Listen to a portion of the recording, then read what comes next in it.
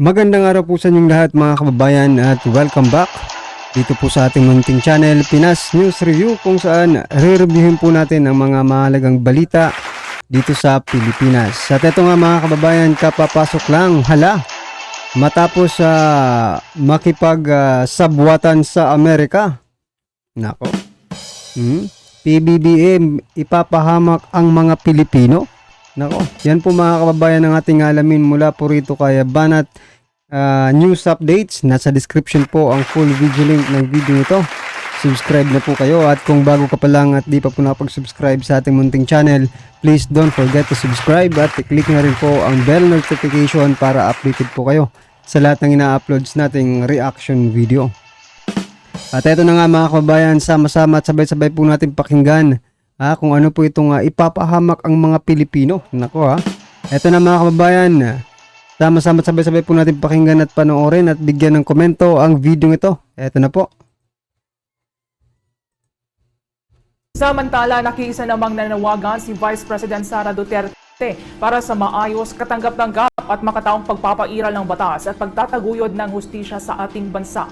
Ito ay kasunod na nga rin ng magulo umano na pagsisilbi ng arrest warrant laban kay Kingdom of Jesus Christ leader Pastor Apollo Kibuloy. Noong araw yan ng Lunes na inilarawan naman ng Vice Presidente na questionable at labis daw na paggamit ng puwersa at otoridad sa harap ng mga sibilyan. Sa inilabas naman ng statement ng Vice President nitong gabi ng Martes, inahayag ng opisyal na sa pagpapairal ng batas ay huwag sana anyang kalimutan ng kaligtasan ng lahat, lalo na ng mga sibilyan. Gayon din, sinabi ni Vice President Sara na ang karahasan sa mamamayan ay paglapastangan din sa ating demokrasya.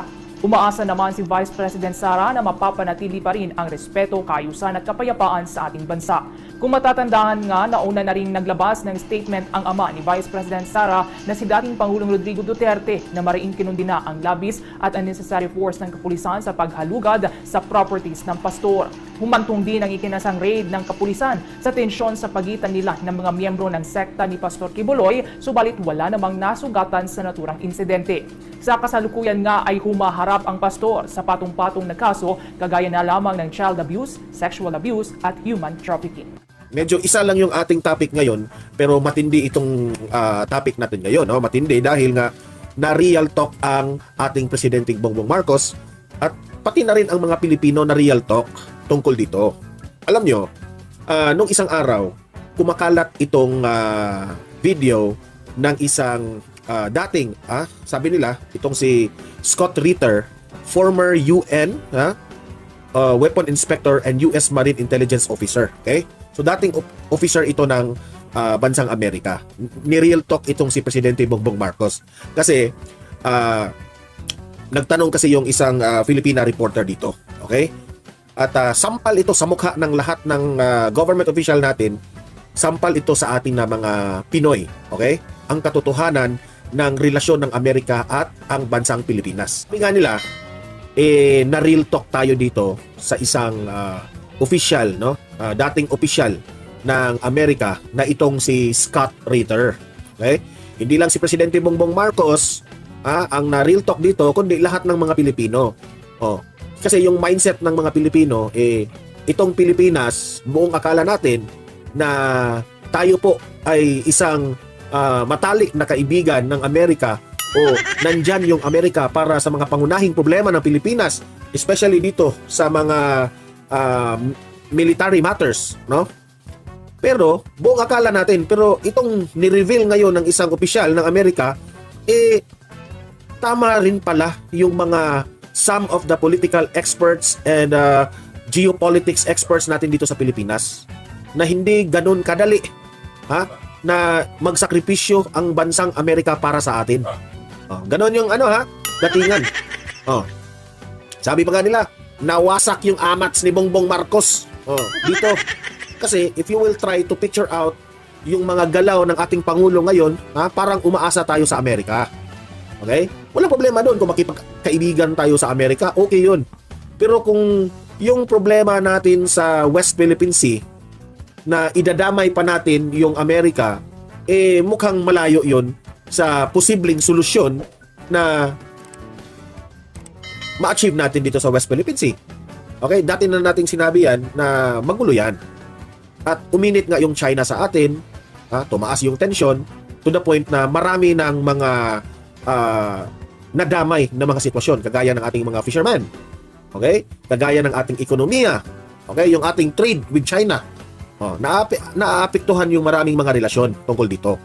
Okay? Ngayon, itong si Scott Ritter na itong real talk na former UN Weapons Inspector at US Marine Intelligence Officer, during the emergency press conference, merong nagtatanong na isang Filipina reporter, no?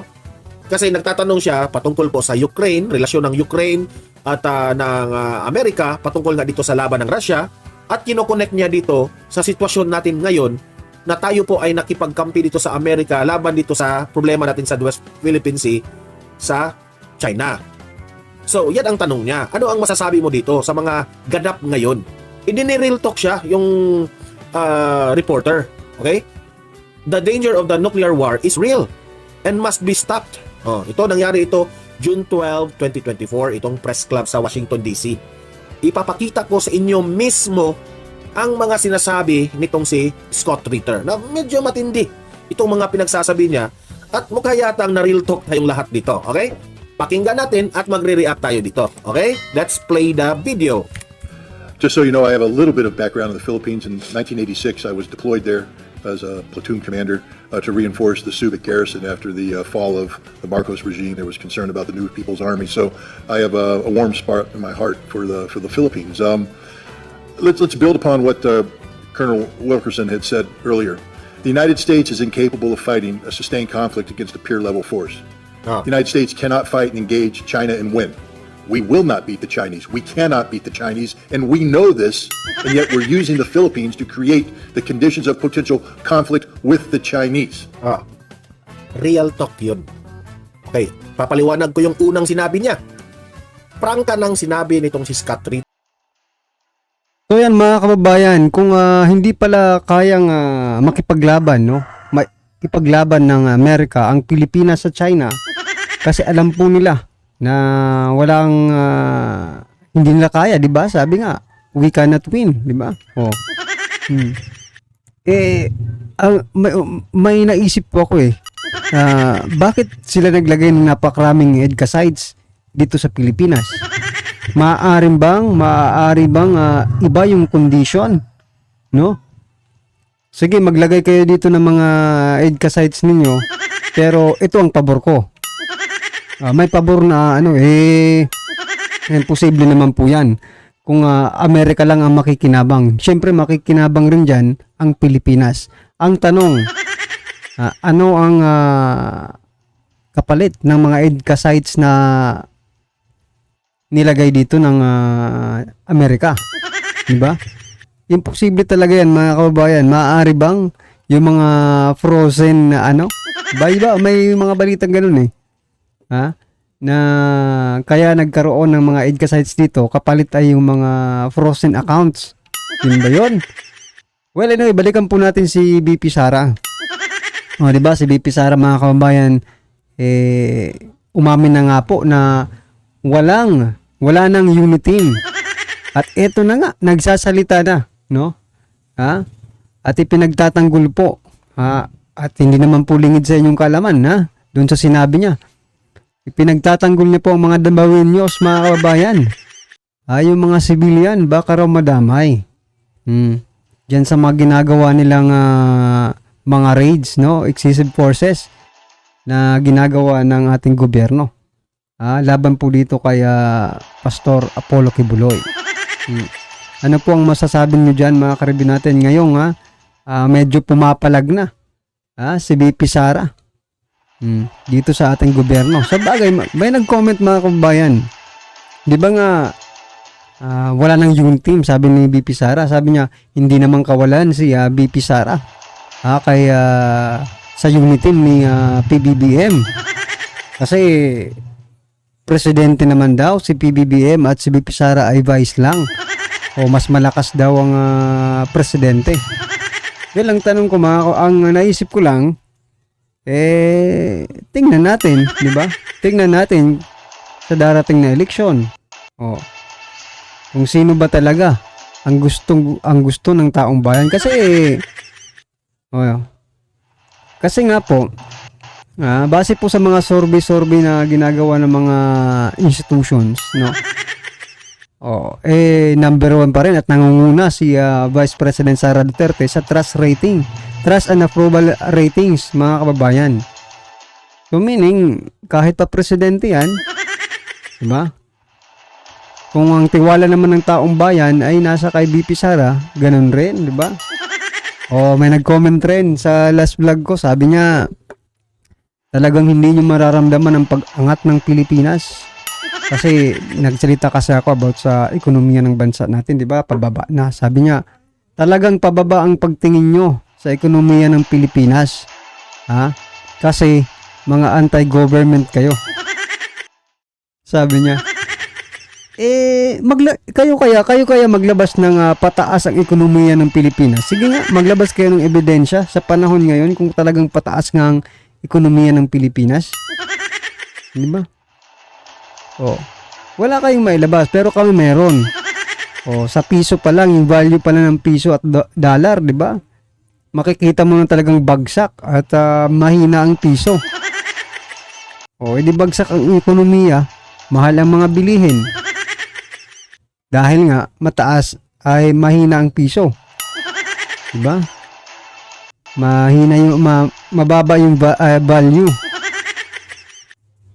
Diba? Kayo nga po ng ebidensya na mataas talagang progressive talaga yung ekonomiya ng Pilipinas. At least para malaman din naman ng taong bayan, di ba? Yun po kasi nakikita natin na mababa. Kayo mga karibin natin, mga kababayan, ano sa palagay nyo? Pataas ba ang ekonomiya ng Pilipinas or pabagsak ito? Kayo na lang po. Sinasagot ko lang yung nag-comment kasi parang hindi siya nakatira dito sa Pilipinas I think hindi siya nakatira dito sa Pilipinas kasi hindi niya ramdam yung ekonomiya, no? Well, anyway mga kabayan, ano man po ang inyong reaksyon, komento patungkol po sa video ito. I-comment lang po sa baba para at least alam ng ating mga kabayan ng inyong reaksyon patungkol po dito, right? Kung bago ka pa lang at di pa po napag-subscribe sa ating munting channel, please don't forget to subscribe at i-click na rin po ang bell notification para updated ka po sa lahat ng ina-uploads nating reaction video.